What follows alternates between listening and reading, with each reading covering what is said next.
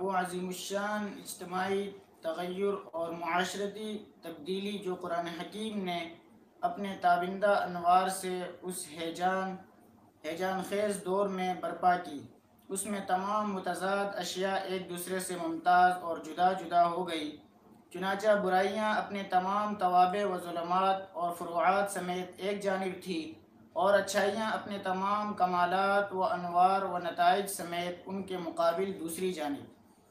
ان حالات میں ہر ذکر و تسبیح نے تمام طبقات کو اپنا معنی پرمغز، تر و تازہ اور بھرپور انداز میں دیا، اور اس عظیم انقلاب کے جھنڈے کے نیچے آنے والوں نے لوگوں کے تمام تر احساسات اور معنوی لطائف کو اس حد تک بیدار کر دیا کہ وہم، خیال اور سر جیسے حواس بھی ان اذکار و تسبیحات میں متعدد معنی پا لیتے ہیں، اور ان معانی کو بیدار اور ہوشیار رہتے ہوئے اپنے اپنے ذوق کے حساب سے چوس لیتے ہیں۔ پس اس حکمت کی بنیاد پر صحابہ کرام، جو کہ بیدار مشاعر اور ہوشیار لطائف کے مالک تھے، جب ایمان و تسبیح کے انوار سے بھرپور ان مبارک کلمات کا ذکر کرتے تھے تو ان کے تمام معانی کا شعور رکھتے ہوئے کرتے تھے، اور ان سے اپنا حصہ اپنے تمام لطائف سمیت حاصل کرتے تھے۔ لیکن اب مرور زمانہ کے ساتھ ساتھ حالات وہ نہ رہے جو اس دور انقلاب میں تھے، چنانچہ لطائف نیند میں چلے گئے اور حواس نے غفلت میں ڈوب کر حقائق سے منہ موڑ لیا، جس کے نتیجے میں ان مبارک کلمات نے مانوسیت کے حجاب کی وجہ سے قلوں کی طرح دھیرے دھیرے اپنی لطافت اور تر و تازگی کھو دی، حتیٰ کہ اس حالت تک پہنچ گئے کہ گویا سطحیت کی ہوا سے خشک ہوئے جاتے ہیں اور ان میں تر و تازگی کی تھوڑی سی رمق باقی رہ گئی ہے۔ اب انہیں ان کی پہلی حالت کی طرف صرف گہرے اور مضبوط غور و فکر کی کارروائی سے ہی لوٹایا جا سکتا ہے۔ بس یہیں سے پتہ چلتا ہے کہ ایک صحابی نے جو مقام صرف 40 منٹ میں حاصل کر لیا ہے، وہ مقام غیر صحابی 40 دن بلکہ 40 سال میں بھی حاصل نہ کر سکے گا۔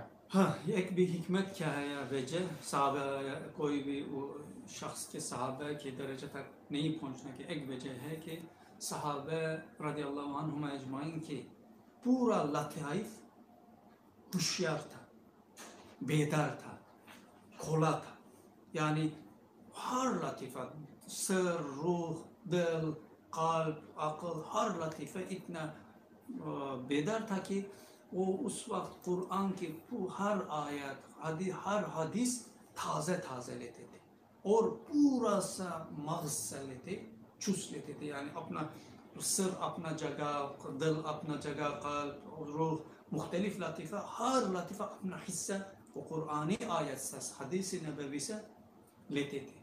لیکن زمانہ کے پر لطیفہ کیا ہو گیا؟ زنگالود ہو گیا انسانوں کے، کیونکہ دنیاوی مشغلہ، دنیاوی فضول کاموں سے، دنیاوی فضول باتوں سے، گناہوں سے ہمارا لطیفہ کیا ہو گیا؟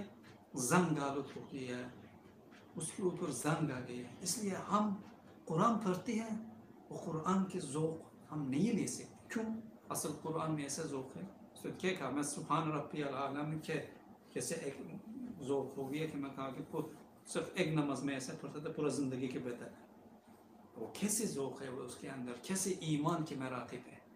لیکن ہمارا اس دور میں صحابہ جیسے ہم تازہ نہیں لے سکتے، وہ قرآن کی حدیث کے آیت اس کے اوپر غبار آ گیا اور ہمارا لطیفہ کے اندر زنگ پیدا ہو گیا، یعنی گناہوں سے، فضولیت سے۔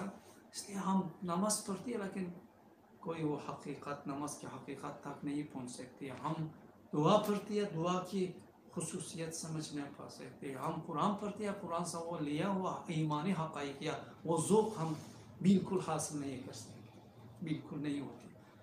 اس وجہ سے صحابہ کے پورا لطیفہ ہوشیار ہونا کی وجہ سے، پورا لطیفہ چمکدار ہونا کی وجہ سے، وہ اس عصر میں رسول اللہ سے کیا لیتے تھے، قرآن کون سے آیت پڑھتے تھے، پورا سا پورا سمجھتے تھے، اپنا پورا صرف عقل نہیں۔ ہم ابھی مثلا قرآن کے معنی پڑھتے ہیں، عقل سمجھ پاتے ہیں، لیکن دوسرا لطیفہ ہمارا حصہ نہیں لیتے۔ اگر قرآن کی تھوڑا سا زیادہ پڑھتے ہم دل میں تھوڑا سا متاثر کرتی ہے، تھوڑا سا خوشی محسوس کرتی ہے، لیکن پورا سا دوسرا لطائف حصہ نہیں دیتے.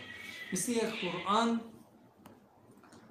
یعنی صحابہ کے ہر چیز صحابہ پورا سا پورا لیتے تھے، ہر لطیفے کے لیے الگ الگ قرآن کے حصہ، قرآن سے حصہ لیتے تھے. اس لیے کوئی بھی شخص صحابہ جیسے ہوشیار لطیفے کے یعنی سر، روح، عقل، قلب، کوئی بھی انسان کے ایسا ایک صحابہ جیسا لطیفے ہوشیار لطیفے کے صاحب نہ ہونے کی وجہ سے کوئی بھی صحابہ کے درجے تک نہیں پہنچ سکتے. یعنی جو صحابہ 40 منٹ میں مقام حاصل کیا، دوسرا لوگ 40 سال 40 دن حتی 40 سال تک صحابہ کو 40 منٹ کے لیے وہ مقام حاصل نہیں کر پاتی.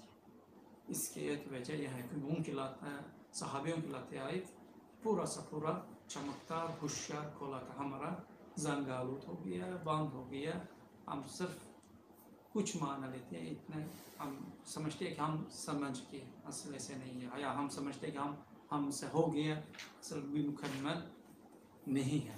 اس لیے تھوڑا سا کہتے ہیں کہ جراحی عملیت یعنی معنوی ایک جراحی عملیت کے ذریعے ہو سکتے کہ وہ ہمارا وہ زنگ کے اوپر تھوڑا سا وہ زنگ ہم مٹا سکتے ہیں. وہ کیا استغفار کے ذریعے، بہت زیادہ قرآن پڑھنا کے، بہت قرآن کی معنی کرنا کے ذریعے، گناہوں سے بچنا کے ذریعے، یعنی کچھ اگر ہم کچھ کوشش کرے گا ہمارا وہ لطائف کے اوپر معنوی زنگ ختم ہو جائے. کیونکہ حدیث میں بھی ہے ہر گناہ دل کے اوپر ایک سیاہ نقطہ چھوڑ دیتے ہیں، وہ پڑ جاتے ہیں، دل بند ہو جاتے ہیں. وہ اگر بند ہو گیا کسی اس کے دل کے اندر معنویت آ جائے گا، قرآن کے ذوق آ جائے گا، قرآن کی ایمانی حقائق آ جائے گا.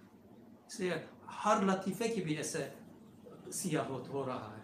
اس لیے عبودیت کے ساتھ یعنی توبہ، استغفار، قرآن، عید، نماز کی سنجیدگی کے ساتھ کرنا کے ساتھ ساتھ کچھ انشاءاللہ ہم وہ سیاہی تھوڑا سا مٹا سکتا ہے. اس وقت ہمارا ذوق، لذت اور معنوی ترقی اتنا زیادہ ہو جائے گا انشاءاللہ.